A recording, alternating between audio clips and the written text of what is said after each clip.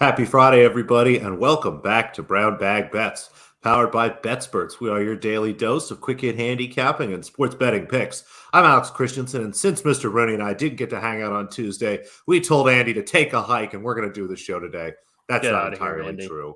Andy's under the weather. Send him some nice stuff, and I'll ask for it early this time. Thumbs up, all the likes and stuff. That'll help Andy. It makes him feel better. It does. It will make him feel better. I was asking Andy how he's feeling this morning. He just basically said, yeah, I'm just going to pound a whole bunch of zinc and vitamin C and lay down for a little bit. I'll probably feel better soon. So I think that's a great strategy. That's what happens when you leave Andy alone, folks. He gets himself sick. It's usually you blame it on the kids, but he's all alone. So hopefully, Andy, you're out there taking a nap, getting some rest. And what did you think of the football game last night? The Baltimore Ravens, a team that generally has been better in the first half, worse in the second half this year, completes the comeback victory. I mean, the Tampa Bay was only up 10-3, but to be able to come back, put up 2 touchdowns in the third quarter, and then hold on to that lead late, seems like a pretty good win. Maybe the Ravens are right in the ship, whereas Tampa Bay is just lost at sea at this point, right? Yeah, I think we're learning that Todd Bowles is a very good defensive coordinator, but he might not really be the best head coach, and the Bucs cannot overcome the injuries. And I don't know how much Tom Brady's personal life is affecting Tom Brady's play on the field or prep, or if it is or if it's not. But there's just so much distraction going on there, and the distraction combined with the injuries and older players not necessarily performing up to their standards, it's tough sledding for the Bucs right now. They're in a spiral, and the schedule doesn't get terribly easier. I think they still have a couple challenging games coming up here. Baltimore looked really good. Looked like the second half, especially, they kind of got back to the old running offense with Lamar throwing off it. And it worked, got them to come back in, and they really dominated that second half. I mean, from the time they went down 10-3, it was just kind of all Baltimore. Yeah, and that finally knocks the Buccaneers out of first place in the NFC South. We'll see if Dan's first place Atlanta Falcons. Atlanta, Dan's baby. It's pumping back in the background. He's not on screen, but Dan's just going like. Well, there is something happening today. It's my understanding we have baseball. It's not day ball, though, is it? No, I don't think they play the World Series during the day. How are you feeling? I know you're not, the biggest Phillies fan in the world, but you're a Phillies fan. Your mom's a big Phillies fan. How's the Noops family feeling here about the Phillies? We're having a lot of fun. Sunday night, we were getting dressed. My sister-in-law married a wonderful Indian man, and we went over there to celebrate Diwali, and we were a little late because my mom was jumping up and down and screaming and doing laps around the house after the home run there for the Phillies to take the lead. It was absolutely awesome. Fantastic. And we are maybe a little bummed because I've spent all week trying to find some way to get into the stinking stadium for Game 3 and Game 4. It is brutal. I guess it's just a last plea effort for standing room. Yeah, it's just exorbitant. So as a last-ditch effort, if anybody on the show knows anybody with Phillies tickets and is looking to get rid of them, I don't even want them. I'll give them to my mom. She didn't get to go to the last World Series. She's the biggest stinking Phillies fan in the world. So if you want to help a mom out today, let me know. But it's being a Phillies fan. This is the 9th postseason for the Phillies since 1983, Matthew, and our 5th World Series trip. It's just amazing to me that a team that could be so bad in the regular season consistently does so well in the postseason. But they got some guys who can hit, and at the end of the day, I know pitching is hot at the right time. Right? Yeah, they have guys who can hit, and the guys are hitting at the right time. Harper's going deep, Schwarber's going deep. They're getting contributions up and down the lineup. I mean, that's all. Ask Dan. The Braves came into the World Series, the playoffs last year, 83-79. They just got hot at the right time, and they won the World Series and beat Houston. Now here we are. Dan and I talked about it Tuesday. The Astros, for the third time in 4 years, facing the hot team of destiny NL East team, and that's the hot team of destiny NL East team is 2-0 against the Astros. They're going to try and make it. Come on. I hope so. That would be a lot of fun. I mean, Again, I feel kind of optimistic. We'll see. Wheeler's been pitching great. Nola got kind of his bad game out last series. But, yeah, the Astros seem to kind of be what the Phillies are, but with a bullpen. So It's Yeah. kind of tough. Well, if the bullpen can stay hot, then maybe we'll get a chance to, come ahead and win a World Series. Or maybe the Phillies will just keep hitting their way to a World Series because that seems That's more fun. entirely possible. And in the game one matchup, I kind of think that might be what happens, maybe even for both teams, because on paper you have Justin Verlander going up against Aaron Nola, and that is ace versus ace. But Aaron Nola kind of got lit up last time out, and he has been great these playoffs. And I have some stats here that I believe it was DraftKings who tweeted out Justin Verlander in his World Series career 0-6 in 7 starts with 5.68 ERA and 9 home runs allowed. So with the 2 starters kind of struggling, we're going to take a first half over 3.5 plus money. I know these World Series or really any championship series, game one kind of tends to be a little bit of a feeling out process. I think the way the Phillies feel teams out is by swinging for the fences because that's what got them here. So I think we're going to see some runs in the first 5.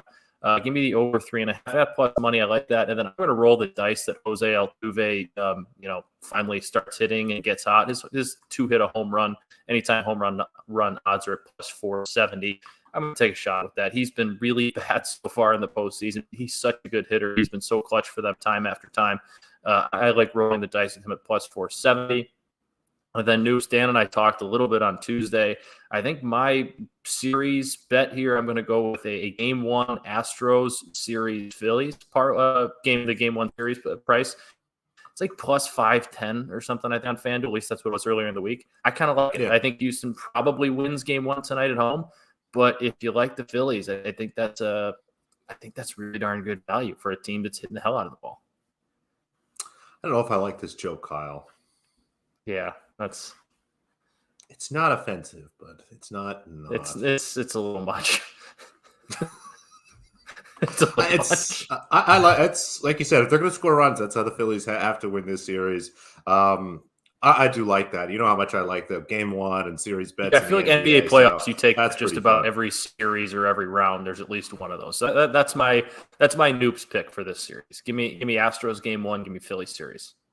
I like that. That's quite a bit of fun. So we will have some baseball tonight, but we also have basketball. That's what I really like. And it's kind of an interesting group of picks that I have tonight. As usual, it's a big slate. So just 3 picks for me tonight. And guess I'm just very pessimistic about how many points we're going to see tonight in most of these games. It's a big NBA slate. I love Friday night. There's a bunch of games to watch, but 3 looks that I like quite a bit here. Going to start with the Pelicans Suns under 224.5. Looks like that's 224. I think anything 223 or higher looks good.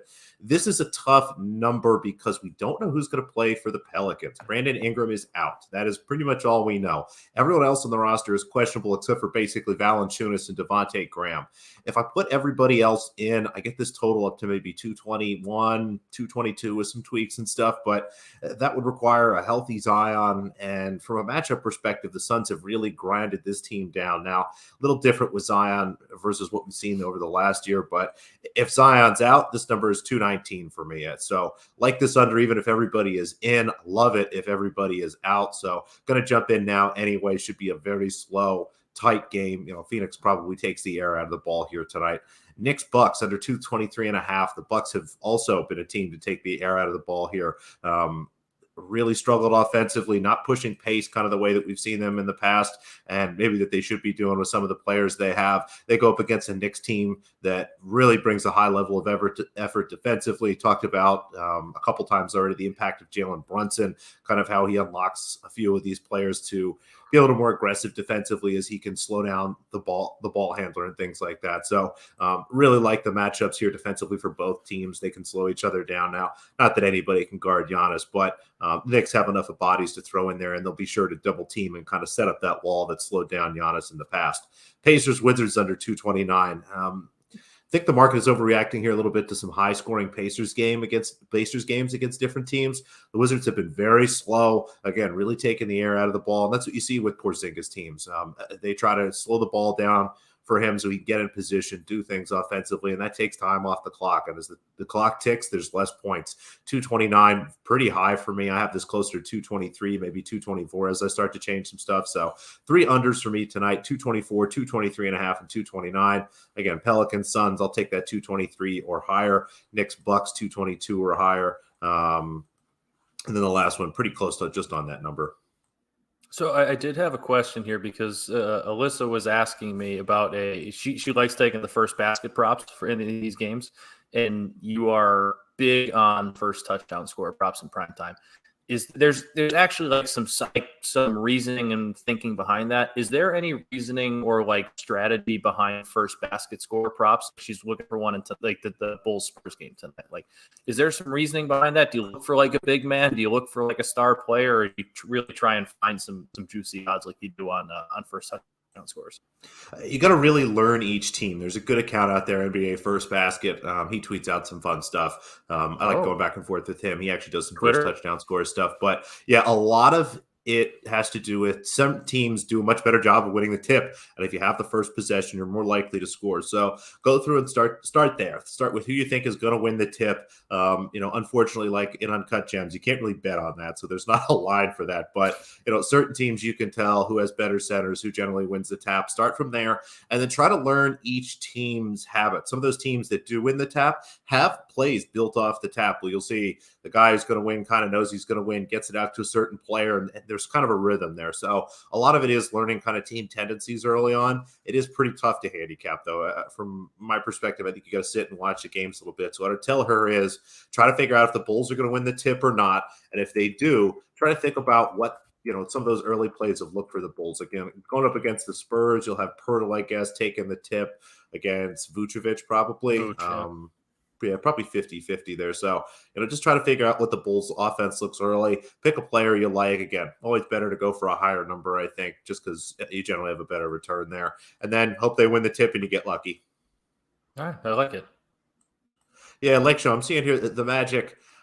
I don't know what to do with the Magic. They're basically all of a sudden have a cluster injury at point guard. Cole Anthony's out tonight. Markelle Fultz is out tonight. Jalen Suggs is out tonight. So I generally am wary of teams like that where it's not just injuries, it's a bunch of injuries at the same spot. So happy to kind of stay away from the Magic tonight, although my initial inkling was the Magic.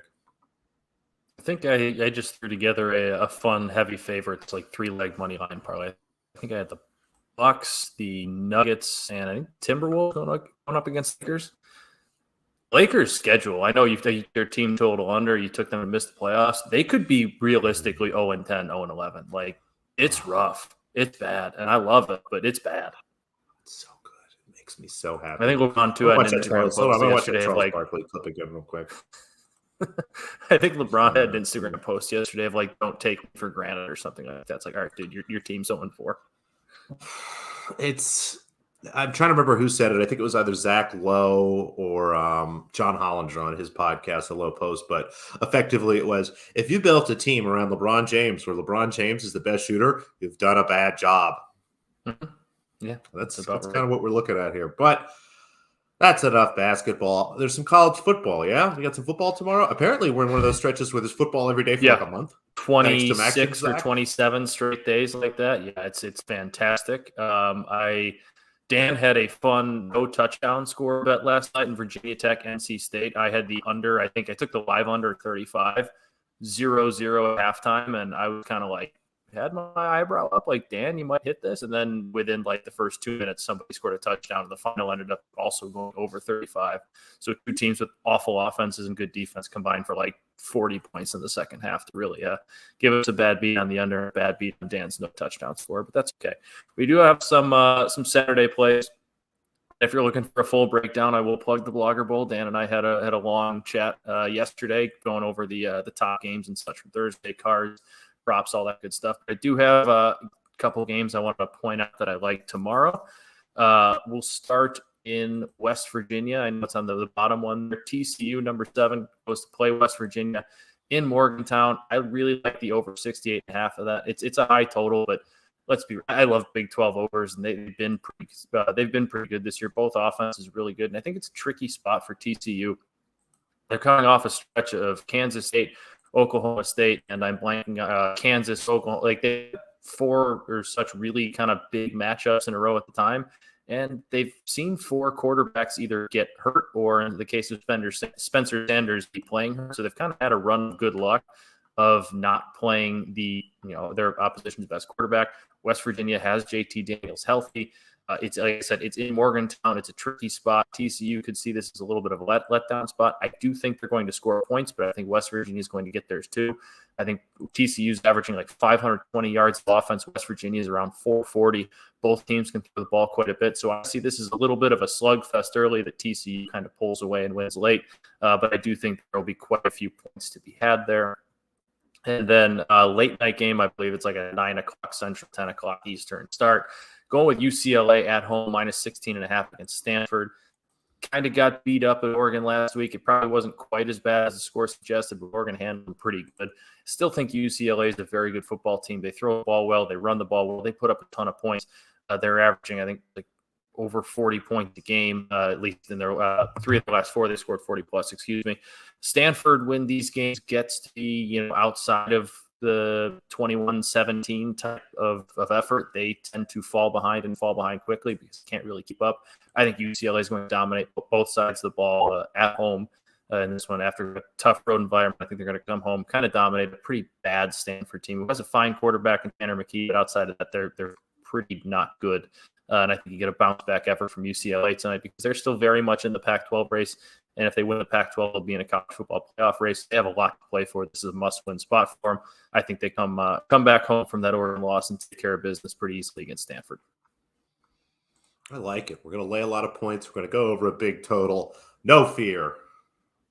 Your Nittany Lions have a big one against Ohio State on Saturday at noon. Big noon kickoff.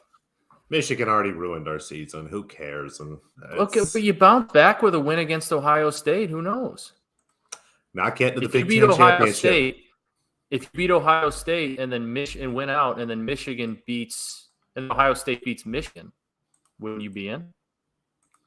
How does that 3-way work then? I guess Ohio State would be out because they have too many losses. Beats Ohio State, and then Michigan, Ohio State. That's both have one loss. Ken probably knows, or somebody both have one division loss. Yeah, it's going to be tough, but it will be a fun game. It's Penn State, Ohio State is one of the better college football rivalries, especially in the Big Ten. Or do they still call it the Big Ten? It's like 14 teams. It's like the Big 22, but yeah, it's the Big Ten. And for whatever reason, like this is always one of those games that on paper, like Ohio State should go out and win, and that play pretty well and cover easily. But Penn State, especially when it's at Penn State, always seems to give them a really tough time and seems to hang around longer than they should. So I'm really intrigued to watch that one. Now, it's not a night game, which I think hurts Penn State, but this should be a very intriguing one. It's a whiteout game. The Penn State fans, every Penn State alumni goes back up for this game. So it is a really tough place to play. But in the meantime, just one tennis match. It's the end of the week, folks. Again, not very many matches. Sorry, yesterday went so poorly. Elise Mertens snookers us again somehow. Unable to hold on to win that first set and get us to 2.5. Lynette wins straight up anyway. But we're going to go back to the well here. Just one look that I like. Over 2.5 sets again. But in this case, finally got a number that I like here. Lin Zhu going to play against Elisabetta Cocchiaretta. The Italian playing some really nice tennis, generally better on clay courts, but is having a nice run here on hard the last few weeks. Lin Zhu generally does well in some of these smaller events. I expect this to be a very competitive match. Thought about just taking the over here. The total's 21 at pretty heavy juice, 21.5. Pretty close to where I have it, but this 2.5 sets line plus 165 or better should be closer to plus 145 to me. Should be a very competitive match. I think there's a great chance of this going 3. If you want to just take the over, that's fine too. That'll cash if we go 3, but love the better number here. I think if it does go 2 sets, we go under. So over 2.5 sets in Tampico, down on the coast in Mexico. Again, very good sports week for locations of games and stuff. Yeah, that sounds like a lot of fun. Dan, maybe we should have done Brown Bag Live at Tampico. We should do that one day. Go to one of these exotic tennis spots. We'll try to. I think that's a good deal. I'd be on with that. Dan gave us what he thinks Saturday. Go ahead. If it's a random draw, then that random draw would just be Ohio State because that's how that would work. The Big Ten or Michigan. It's definitely not going to be Penn State. No way. Penn State would stand 0 chance in that random draw, I think. Unfortunately. It's just brutal. But a lot of good talk here in the chat. Lake Show giving out a bunch of picks. I like just about everything that he dumped in there. Again, Andy's not feeling so well, so send him something nice. Give us all the thumbs up and likes and stuff. And I think that's just about it for us, Matt. Did you get out of here with no hockey somehow? I only planned for baseball and college football because I didn't realize Andy was sick this morning. Did not really look at the hockey slate, but I guess my initial pickup trend of the hockey season from watching the Blackhawks is take Blackhawks overs. Those seem to be hitting pretty well. Last night's cashed easily. That there was 6-5, went to 11 goals for the Oilers. Just bet Blackhawks overs. That's my hockey tip of the day.